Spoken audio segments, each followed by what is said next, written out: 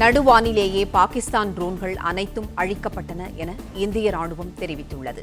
செய்தியாளர் பாண்டியராஜன் இணைப்பில் இருக்கிறார். பாண்டியராஜன், நடுவானிலேயே பாகிஸ்தான் ட்ரோன்கள் அனைத்தும் அழிக்கப்பட்டன, விவரங்களை சொல்லுங்க.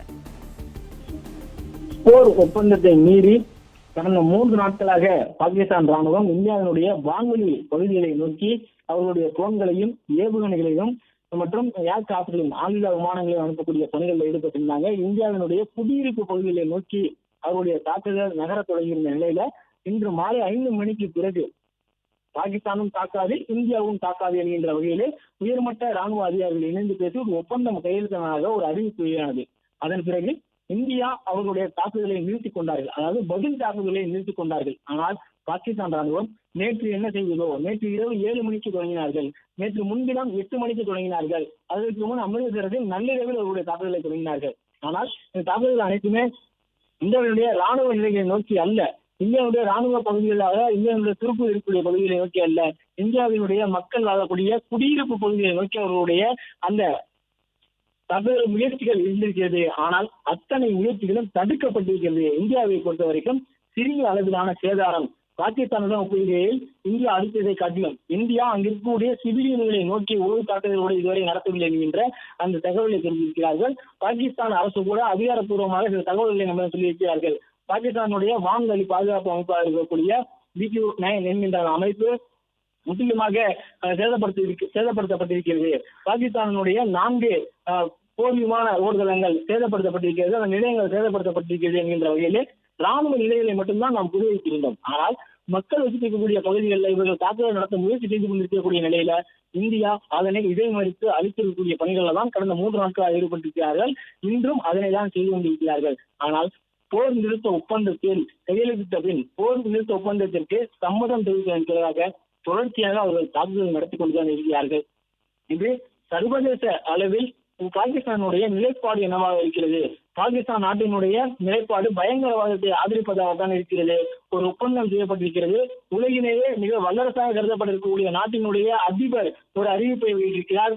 இந்தியாவுடனும் பாகிஸ்தானுடனும் தொடர்ந்து பேசினோம், இரவு பகலாக பேசினோம். அவர்கள் இருவரும் இந்த ஒப்பந்தத்தை ஒப்புதல் அளித்திருக்கிறார்கள். இருவரும் மாறி மாறி சண்டை போட மாட்டார்கள். சீஸ்ஃபயர் என்கின்ற வார்த்தை, போர் நிறுத்தம் என்கின்ற அந்த விஷயத்தை அவர் பதிவிட்டு 2 நாடுகளுக்கும் வாழ்த்துக்கள் என்று தெரிவித்திருந்தார். ஆனால் இந்திய ராணுவத்தினுடைய அந்த கட்டுப்பாட்டின் காரணமாக உடனடியாக அந்த கமாண்டிங் பாஸ் செய்யப்பட்டு தாக்குதல்கள் நிறுத்தப்பட்டிருக்கிறது, பதில் தாக்குதல்கள் நிறுத்தப்பட்டிருக்கிறது. ஆனால் பாகிஸ்தான் தொடர்ச்சியாக தன்னிச்சையாக அடித்துக் கொண்டே இருக்கிறார்கள். அவர்களுக்கு அந்த கமாண்டிங் என்கின்ற ஒரு முறை இருக்கிறதா என்கின்ற அந்த கேள்வியை சர்வதேச அளவில் இந்த தாக்குதல் மூலமாக தெரிந்து கொள்ள முடிகிறது. குறிப்பாக 3 மாநிலங்களுடைய எல்லை பகுதியில் இருக்கக்கூடிய நகரங்களை அவர்கள் டார்கெட் செய்கிறார்கள். சண்டிகர் பகுதியாக இருக்கக்கூடிய நகரங்களை நோக்கி அவர்கள் ஏவுகணைகளை வீசிக் கொண்டிருக்கிறார்கள், ட்ரோன்களை நோக்கி அனுப்பி கொண்டே இருக்கிறார்கள். குறிப்பாக கடந்த 2 தினங்களாக வந்திருக்கக்கூடிய ட்ரோன்கள் இந்தியாவை பொறுத்த வரைக்கும் பல்வேறு வகையான ட்ரோன் வகைகள் இருக்கிறது. அதே போல பாகிஸ்தானும் துருக்கியில் இருந்து இறக்குமதி செய்யப்பட்ட கையெடி வந்து வரக்கூடிய ட்ரோன்களை முதல் நாள் அனுப்பினார்கள் என்கின்ற தகவலை இந்திய ராணுவம் அதிகாரப்பூர்வமாக அறிவித்திருந்தது. அதன் பிறகாக ஒரே நேரத்தில் 50-100 ட்ரோன்களை அனுப்புவது, பல்வேறு பகுதிகளில் இருந்து பல்வேறு ராணுவ நிலைகளில் இருந்து அனுப்புவது என்கின்ற செயல்பாடுகள்ல பாகிஸ்தான் ஈடுபட்டிருந்தார்கள். ஜம்மு காஷ்மீரை பொறுத்த வரைக்கும் ஒரே இடத்திலிருந்து கிட்டத்தட்ட 40க்கும் மேற்பட்ட ட்ரோன்கள் வந்திருக்கக்கூடிய பகுதிகளை இந்தியா கண்காணித்துக் கொண்டிருக்கிறது. முதல் நாள் தடுத்து நிறுத்தியது, மறுநாள் அந்த ராணுவ நிலையை அழித்தது. எங்கிருந்து ட்ரோன் பறந்து வந்தது என்பதை கண்காணித்து அவற்றை துல்லியமாக டார்கெட் செய்து அவற்றை அழித்து அதற்கான வீடியோ ஆதாரத்தையும் இந்திய ராணுவம் வெளியிட்டது அவருடைய செய்தியாளர் சந்திப்பிலும் தெரிவித்திருந்தார்கள். ஆனால் பாகிஸ்தானை பொறுத்த வரைக்கும் ட்ரோன்களை அனுப்பி கொண்டே இருக்கிறார்கள். அந்த ட்ரோன்கள் நேற்று இரவு வரைக்கும் அந்த ட்ரோன்கள் வேறு மாதிரியாக இருந்தது. கேமராக்களுடன் உளவு பணிக்காக இந்தியாவினுடைய ராணுவ நிலைகள் எங்கு இருக்கிறது, இந்தியாவுடைய திட்டம் என்னவாக இருக்கிறது, அங்கு இருக்கக்கூடிய மக்களை எவ்வாறு காயப்படுத்துவது, அவர்களை எவ்வாறு சேதப்படுத்துவது என்கின்ற வகையில் தான் ட்ரோன்கள் உள்ளே வந்து கொண்டிருந்தன. ஆனால் அதன் பிறகாக இந்த அதிகாலை 5 மணிக்கு பிறகாக பாகிஸ்தான் அனுப்பிய ட்ரோன்கள்ல எக்ஸ்ப்ளோசிவ் என்று சொல்லக்கூடிய வெடித்து சிதறக்கூடிய பொருட்களை கொண்ட ட்ரோன்கள் பறந்து வந்திருக்கிறது. குறிப்பாக கட்ச் நகரை பொறுத்த வரைக்கும் அங்கு இருக்கக்கூடிய பகுதிகளை தாக்குவதற்காக 10 கிலோ எடை கொண்ட வெடிப்பொருளுடன் சென்றக்கூடிய ட்ரோன்களை இந்தியாவினுடைய வான் பாதுகாப்பு அமைப்பான L-70 தடுத்து அளித்திருப்பதாக காலையில் தகவல் வெளியானது. தொடர்ச்சியாக இந்த மாதிரியான ட்ரோன்களை அனுப்பினாலும் அவர்களுடைய ஆயுதங்களுக்கு ஏற்ற வகையில் நம்மளுடைய வான் பாதுகாப்பு அமைப்பு தொடர்ச்சியாக செயல்பட்டுக் கொண்டிருக்கிறது. மேலே வெடித்து சிதறி கீழே விழும்போது ஏற்படக்கூடிய பாதிப்புகளை தவிர ஏவுகணைகள் நேரடியாக தாக்கி ஒரு மிகப்பெரிய பாதிப்பை இந்தியா சந்தித்ததாக எந்த விதமான அதிகாரப்பூர்வ தகவலும் கிடையாது. ஆனால் ஒவ்வொரு முறையும் பாகிஸ்தான் சொல்லக்கூடிய அனைத்து விதமான கருத்துக்களுக்கும் இந்தியாவினுடைய சிஐபி என்று சொல்லக்கூடிய பிரஸ் இன்ஃபர்மேஷன் பியூரோ மூலமாக அந்த ஃபேக்ட் செக்கிங் நடக்கிறது. அந்த ஃபேக்ட் செக்கிங் மூலமாக இது சரியான தகவலா பொய்யான தகவலா என்கின்ற அந்த தகவலையும் நமக்கு தெரிவித்துக் கொண்டிருக்கிறார்கள்.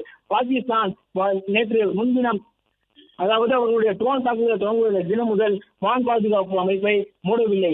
சர்வதேச அளவிலான பயணிகள் விமானங்களையும் மற்றும் லோக்கல் டெர்மினல் என்று சொல்லக்கூடிய உள்நாட்டு விமானங்களும் வந்து சொல்லக்கூடிய வான்வெளி பாதுகாப்புகளை இயக்கிக் கொண்டுதான் இருந்திருக்கிறது.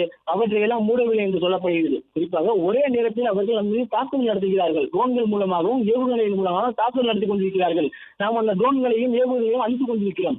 பதில் தாக்குதல் செய்ய முயற்சிக்கக்கூடிய நேரத்தில் நம்மை குழப்புவதற்காக பயணிகளை விமானத்தை பயன்படுத்தி, அதாவது பயணிகள் இருக்கக்கூடிய விமானம் இந்த பகுதியில் சென்று கொண்டிருக்கிறது என்பது போல ஒரு பிம்பத்தை, ஒரு பிரம்மையை ஏற்படுத்தி நம்மை குழப்பமுடைய செய்ய முயற்சி செய்திருக்கிறார்கள். அதையும் ஆதாரப்பூர்வமாக இந்தியா சர்வதேச அளவிலாக செய்தியாளர்கள் சந்திப்பின் போது பத்திரிகையாளர்கள் முன்னிலையில் இந்த உலகத்திற்கு வெளிப்படுத்தி இருக்கிறது. இந்தியா பாகிஸ்தான் பயணிகள் விமானத்தையும் கேடயமாக பயன்படுத்தி அவர்கள் இந்த போரில் இருந்து தப்பிக்க முயற்சி செய்கிறார்கள். பதில் தாக்குதலை எதிர்கணிக்கிறார்கள். குறிப்பாக ஒரு போர் நடக்கும் பொழுது பயணிகள் தந்திருக்கக்கூடிய பகுதியிலேயே தாக்குவது ஒரு போர் குற்றமாக கருதப்படும். அதாவது பயணிகள் விமானம் செல்லக்கூடிய பகுதிகள் என்பது போர் பதற்றத்திற்கு உட்பட்டக்கூடிய பகுதிகளாக இருந்தால் அந்த எல்லை அமைப்பில் இருக்கக்கூடிய சிவில் ஏவியேஷன் என்று சொல்லக்கூடிய வான் பாதுகாப்பின் மூலமாக அந்த நாட்டினுடைய அமைப்பு அதற்கான அனுமதியை மறுக்கும். அந்த பகுதியில் பயணிகள் விமானம் பறக்கக்கூடாது என்கின்ற தகவல் இருக்கிறது. ஆனால் இத்தனை போர் சந்தேகங்களை செய்து பாகிஸ்தான் அரசானது, பாகிஸ்தான் ராணுவமும் வான் பாதுகாப்பை உறுதிப்படுத்தாமல் அவர்கள் பயணிகள் விமானத்தை பயன்படுத்தி மிகப்பெரிய தாக்குதலை நம்மீது நடத்த முயற்சி செய்து கொண்டிருப்பார்கள். ஆனால் இந்தியாவை தாக்க முடியாது. ஆனால் பயணிகள் விமானங்களுக்கு மேல் பயணித்தால் அது தாக்குதல் நடத்தும் என்ற வகையில் தான், தாக்குதல் நடத்தப்படும் என்கின்ற வகையில் தான் இந்தியாவினுடைய செய்தியாளர் சந்திப்பு நேற்று மாலை இருந்தது. அதன் பிறகு நேற்று நள்ளிரவில் ஒரு அறிவிப்பை பாகிஸ்தான் வெளியிடுகிறது. பாகிஸ்தானுடைய வான் பரப்பு மூடப்படுகிறது, எவ்விதமான விமான போக்குவரத்தும் இங்கு கிடையாது என்கின்ற தகவல் வெளியிடுகிறார்கள். இன்று மதியம் 12 மணி வரைக்கும் அது தொடங்கும் என சொல்லியிருந்தார்கள். ஆனால் இன்று மாலை 5 மணி வரைக்கும் அந்த வான்பரப்பு திறக்கப்படவில்லை.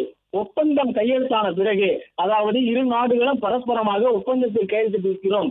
இரு நாட்டினுடைய ராணுவ உயர்நிலை அதிகாரிகள் சந்தித்து பேச்சுவார்த்தை நடத்தி 5 மணிக்கு பிறகு ஆர்டிலரி செல்லிங்கில் இருந்து வான் தாக்குதல், கடல் வழியாக தாக்குதல் மற்றும் நில வழியாக தாக்குதல் உள்ளிட்ட பகுதிகளின் வழியாக எந்த விதமான தாக்குதல் இருக்காது என்று அவர்கள் சொல்லியிருந்தார்கள். ஆனால் இப்போது அவர்கள் வான்வழியாகவும் தாக்குதல் நடத்தி கொண்டிருக்கிறார்கள். தரை வழியாகவும் ஆர்டிலரி செல்லிங் என்று சொல்லக்கூடிய பீரங்கி தாக்குதல், துப்பாக்கி தாக்குதல் உள்ளிட்டவற்றை செய்து கொண்டுதான் இருக்கிறார்கள். இவற்றிற்கெல்லாம் உலக நாடுகள் பார்த்துக் கொண்டிருக்கின்றன. நம் இந்தியாவினுடைய பாகிஸ்தானுடைய இந்த போர் பதற்ற சூழல் முற்றிருக்கக்கூடிய நிலையில இந்தியாவும் பாகிஸ்தானும் போரிற்கு ஒப்புக்கொண்டு விட்டன என்று சொன்ன அமெரிக்காவும் பார்த்துக் கொண்டுதான் இருக்கிறது. பாகிஸ்தான் தொடர்ந்து ட்ரோன் தாக்குதலையும் அவர்களுடைய ஆர்டிலரி செல்லிங் என்று சொல்லக்கூடிய துப்பாக்கி பீரங்கி தாக்குதலையும் ஜம்மு காஷ்மீர் தொடர்ந்து நடத்தி கொண்டிருக்கிறார்கள். பிளே ஸ்டோர் மற்றும் ஆப் ஸ்டோரில் இருந்து பாலிமர் செயலியை QR கோடு மூலம் பதிவிறக்கம் செய்யுங்கள்.